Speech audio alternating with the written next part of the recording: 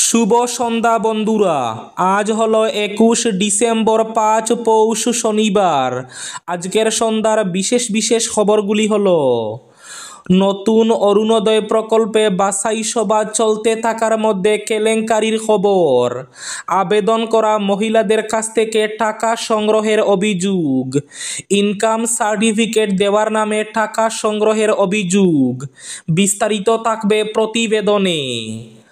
মোবাইলে রিল না দেখে এআই নিয়ে পড়ুন, বললেন মুখ্যমন্ত্রী হিমন্ত। ভবিষ্যতে প্রযুক্তির মাধ্যমে হবে উপার্জন, বললেন মুখ্যমন্ত্রী। লাখপতি দিদির ভেরিফিকেশনের তালিকায় নাম অন্তর্ভুক্তির দাবিতে হাইলাকান্দি লালায় সরব মহিলারা। পর্দা ফাঁস কেলেঙ্কারির, 80% আবাস যোজনা দালালদের মাধ্যমে বিক্রি করা হয়। কাছাড় জেলার স্থায়ী বাসিন্দার নামে শ্রীভূমিতে বরাদ্দ প্রধানমন্ত্রী আবাস, দুর্নীতি ভৈরবনগরে। প্রধানমন্ত্রী আবাস যোজনা নিয়ে দুর্নীতির অভিযোগে বিডিওর বিরুদ্ধে এজাহার বিজেপি কর্মীর। আগামীকাল শিলচর এবং হাইলাকান্দিতে নতুন রেশন কার্ড বিতরণ করা হবে। আজ নিলামবাজারে এক ভয়াবহ সড়ক দুর্ঘটনা, পুরনো ফায়ার ব্রিগেডের সম্মুখে অটো এবং বোলেরো পিকআপের মুখোমুখি, গুরুতর আহত 2 জন। বরকলার রায়পুরে বরাক নদীতে মা ও শিশুকন্যার সলিল সমাধির ঘটনায় নতুন মোড়, গ্রেফতার স্বামী রইসুদ্দিন। নদীতে এল্টো দুর্ঘটনা নয়, অভিযোগ বাবার বাড়ির। এক বিজেপি নেতাকে চোরের মাশুল, 3 বছরের কারাদণ্ড। সোমবার এবং মঙ্গলবার হাইলাকান্দিতে রাজস্ব আদালত, খাজনা আদায় শিবির অনুষ্ঠিত হবে সোমবার মঙ্গলবার। 29 ডিসেম্বরের পরিবর্তে এবার 19 জানুয়ারি অনুষ্ঠিত হবে টেট পরীক্ষা। নতুন তারিখ ঘোষণা, 3 জানুয়ারি থেকে শুরু হবে অ্যাডমিট কার্ড ডাউনলোড। এবং শেষ খবরটি, দুর্লভচড়া গৌহাটি ট্রেন দিল্লি পর্যন্ত সম্প্রসারণ করা হোক। তাহলে বিস্তারিত খবরে যাওয়ার আগে অবশ্যই ভিডিওটিতে একটি লাইক করে চ্যানেলটি সাবস্ক্রাইব করে পাশের বেল আইকনটি বাজিয়ে রাখবেন এবং ফেসবুক পেজটি ফলো করে ভিডিওটি অবশ্যই শেয়ার করবেন, যাতে সঠিক তথ্যগুলো সবার কাছে পৌঁছাতে পারে। এবার শুনুন আজকের খবরগুলির বিস্তারিত। প্রথম খবর, নতুন অরুণোদয় প্রকল্পে বাছাই সভা চলতে থাকার মধ্যে কেলেঙ্কারির খবর, আবেদন করা মহিলাদের কাছ থেকে টাকা সংগ্রহের অভিযোগ। রাজ্যে চলছে নতুন অরুণোদয় প্রকল্পে আবেদন প্রক্রিয়া। অরুণোদয় প্রকল্পে নতুন আবেদনের জন্য প্রয়োজনীয়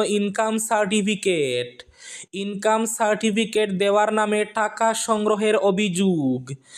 একাংশ দালাল কর্মচারীর সঙ্গে মিলে টাকা সংগ্রহ করার অভিযোগ উত্থাপন হয়েছে। রাজ্যের মানকাসারে রাজস্ব চক্র কার্যালয়ে টাকা সংগ্রহের অভিযোগ।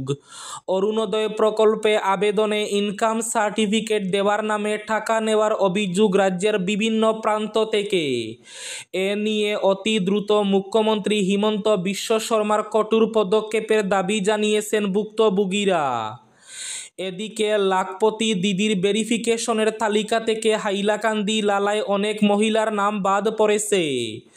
এবার লাখপতি দিদির ভেরিফিকেশনের তালিকায় নাম অন্তর্ভুক্তির দাবিতে লালায় সরব মহিলারা। শীঘ্রই তাদের নাম তালিকাতে অন্তর্ভুক্তির দাবি জানিয়েছেন মহিলারা। মোবাইলে রিল না দেখে এআই নিয়ে পড়ুন, বললেন মুখ্যমন্ত্রী হিমন্ত বিশ্ব শর্মা। ভবিষ্যতে প্রযুক্তির মাধ্যমেই হবে উপার্জন। গত 2 দশকে বিশ্ববাসী প্রযুক্তির উন্নতি আমাদের ভবিষ্যৎ পাল্টে দিয়েছে এবং আগামীতে রোজগার করতে হলে প্রযুক্তির দিক দিয়ে প্রত্যেক ব্যক্তিকে দক্ষ হতে হবে। তাই যুব প্রজন্মের কাছে আবেদন, মোবাইলে রিল দেখে সময় নষ্ট না করে artificial intelligence, quantum computing, robotics ইত্যাদি নিয়ে পড়াশোনা করুন। এমনটাই বললেন মুখ্যমন্ত্রী ডক্টর হিমন্ত বিশ্ব শর্মা। শুধুমাত্র মোবাইলে রিল দেখে সময় কাটাবেন না, এআই নিয়ে ভালো করে পড়াশোনা করুন, কারণ ভবিষ্যতে প্রযুক্তির মাধ্যমেই হবে উপার্জন, বললেন মুখ্যমন্ত্রী হিমন্ত। আজ নিলামবাজারে এক ভয়ঙ্কর সড়ক দুর্ঘটনা। নিলামবাজার পুরনো ফায়ার ব্রিগেডের সম্মুখে অটো এবং বোলেরো পিকআপের মুখোমুখি সংঘর্ষ। এক সড়ক দুর্ঘটনা সংঘটিত হয়ে নিলামবাজার প্রধানমন্ত্রী কৌশল বিকাশ কেন্দ্রের সম্মুখে। জানা গেছে, একটি অটো গাড়ি করিমগঞ্জ অর্থাৎ শ্রীভূমি যাওয়ার পথে অন্য একটি গাড়িকে বাঁচাতে গিয়ে রাস্তার পাশে দাঁড়িয়ে থাকা একটি পিকআপ ট্রাককে সজোরে ধাক্কা মেরে সাথে সাথে রাস্তার মধ্যে দুমড়ে মুচড়ে যায়। এতে অটো গাড়িটিতে থাকা ড্রাইভারকে লোকজনেরা অনেক কষ্ট করে গাড়ি থেকে বের করে। ড্রাইভার সহ অন্য এক যাত্রী গুরুতর আহত হন। এতে তাদের দুজনকে সঙ্গে সঙ্গে নিলামবাজার হাসপাতালে প্রেরণ করা হয়। বরহলার রায়পুরে বরাক নদীতে মা ও শিশু কন্যার সলিল সমাধির ঘটনার নতুন মোড়। বরাক নদীতে মা শিশুর সলিল সমাধির ঘটনায় এবার নতুন মোড়, গ্রেফতার স্বামী রইসুদ্দিন। বরহলার রায়পুরে বরাক নদীতে গাড়ি গড়িয়ে পড়ে দুই আরোহী হেলি বেগম বরবুইয়া এবং তার 13 মাস বয়সী শিশু কন্যা জন্নত বেগমের মৃত্যুর ঘটনায় পুলিশ গ্রেফতার করল রইসুদ্দিন বরবুইয়াকে। শুক্রবার হেলি বেগমের স্বামী রইসুদ্দিনকে পুলিশ গ্রেফতার করে। মঙ্গলবার রাতে ঘটনার পর নদীতে গড়িয়ে পড়া অল্টো কারের চালকের আসনে থাকা রইসুদ্দিনকে চিকিৎসার জন্য ভর্তি করানো হয়েছিল মেডিকেল কলেজ হাসপাতালে। বৃহস্পতিবার মেডিকেল থেকে তাকে রিলিজ করা হয়। এরপর পুলিশ তাকে থানায় নিয়ে জিজ্ঞাসাবাদ চালায়। এসবের মাঝে হেলি বেগমের পরিবারের পক্ষ থেকে থানায় দায়ের করা হয় এজাহার। এর ভিত্তিতে এক মামলা নথিভুক্ত করে পুলিশ গ্রেফতার করে রইসুদ্দিনকে। হেলি বেগমের বাবার বাড়ির লোকেরা জানিয়েছেন, মঙ্গলবার ঘটনার দিন রাতে রইসুদ্দিন তাদের বাড়িতে গিয়েছিলেন। পত্নী হেলি বেগম ও শিশু কন্যা জন্নতকে নিয়ে যাওয়ার পর রাত 8টা নাগাদ তড়িঘড়ি করে বেরিয়ে যান। হেলি বেগমের বাবার বাড়ির লোকেরা জানিয়েছেন, রইসুদ্দিন ঘটনার পরবর্তীতে যে বর্ণনা দিয়েছেন এ থেকে তারা সন্দেহাতুর হয়ে উঠেছেন। তাদের সন্দেহ, ঘটনাটা নিছকই দুর্ঘটনা নয়, এর পেছনে লুকিয়ে থাকতে পারে অন্য কোনো রহস্য। সরকারি গড় নিয়ে ব্যাপক দুর্নীতির অভিযোগ। কাছাড় জেলার স্থায়ী বাসিন্দার নামে শ্রীভূমি জেলায় বরাদ্দ হল সরকারি প্রধানমন্ত্রী আবাসের গড়। দুর্নীতি ভৈরবনগরে। 80% আবাস যোজনা দালালদের মাধ্যমে বিক্রি করা হয় বলে অভিযোগ। 40 থেকে 50 হাজার টাকা বেনিফিশিয়ারিকে দিয়ে বাকি টাকা ব্লকের ভিডিও এবং দালালরা আত্মসাৎ করার অভিযোগ। ভৈরবনগর উন্নয়ন খণ্ডে দেদার দুর্নীতির ভয়ঙ্কর পর্দাফাঁস।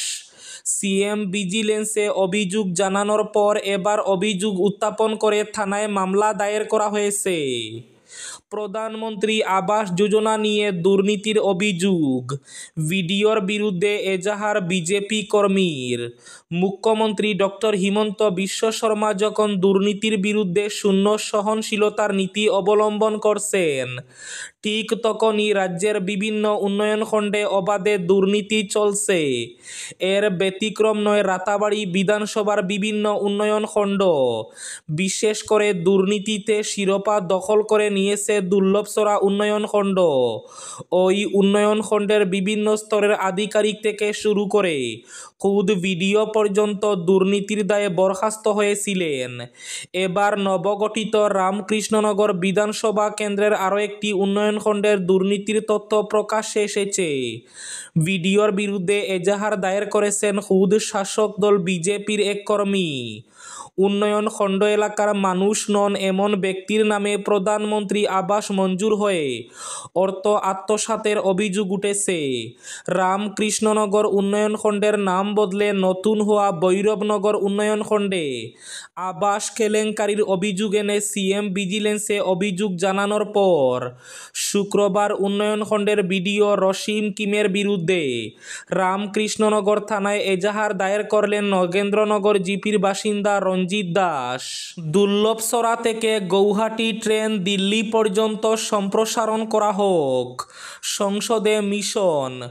13 ডিসেম্বর 2214 ক্রমিক নম্বরের রাজ্যসভার সাংসদ মিশন রঞ্জন দাস দুর্লভসরা গৌহাটি ট্রেনটিকে নতুন দিল্লি পর্যন্ত কবে নাগাদ সম্প্রসারণ করা হবে এই প্রশ্ন উত্থাপন করলে পরে রেলমন্ত্রী অশ্বিনী বৈষ্ণব লিখিতভাবে এর উত্তরে জানান, ইতিমধ্যে দুর্লভসরা 15617 ট্রেনের মাধ্যমে অসমের রাজধানী গৌহাটির সঙ্গে সংযুক্ত। আবার রাজ্যের রাজধানী গৌহাটি থেকে নতুন দিল্লি পর্যন্ত 7 জোড়া ট্রেন চলাচল করছে। তবে যাত্রী সুবিধা, অপারেশনাল ফিজিবিলিটি এবং রেলের সম্পদের উপর নির্ভর করে সময়ের সময়ে রেল বিভিন্ন ট্রেনকে এক্সটেনশন দিয়ে থাকে। দুর্লভসরা গৌহাটি 15617 ট্রেনটিকেও নতুন দিল্লি পর্যন্ত সম্প্রসারণের লক্ষ্যে রেলের ইতিবাচক চিন্তাধারা চলছে। সোমবার এবং মঙ্গলবার হাইলাকান্দিতে রাজস্ব আদালত সুশাসন সপ্তাহ পালন উপলক্ষে হাইলাকান্দি জেলা প্রশাসনের উদ্যোগে 2টি রাজস্ব আদালত অনুষ্ঠিত হবে। রাঙ্গাউটি জিপি কার্যালয়ে সোমবার এবং বাঁশডোহর জিপি কার্যালয়ে মঙ্গলবার রাজস্ব আদালতের ব্যবস্থা করা হয়েছে। হাইলাকান্দির তহসিলদার পাট্টাদারদেরকে এই 2টি রাজস্ব আদালতের সুযোগ নিয়ে খাজনা জমা দেওয়ার আবেদন জানিয়েছেন। উল্লেখ্য, গত 19 জানুয়ারি থেকে সুশাসন সপ্তাহ পালন শুরু হয়েছে জেলায়। সরকারি পরিষেবা দ্রুত দিতে এই সপ্তাহ পালনে নানা কর্মসূচি আয়োজন করা হয়েছে। এবার শেষ খবরটি।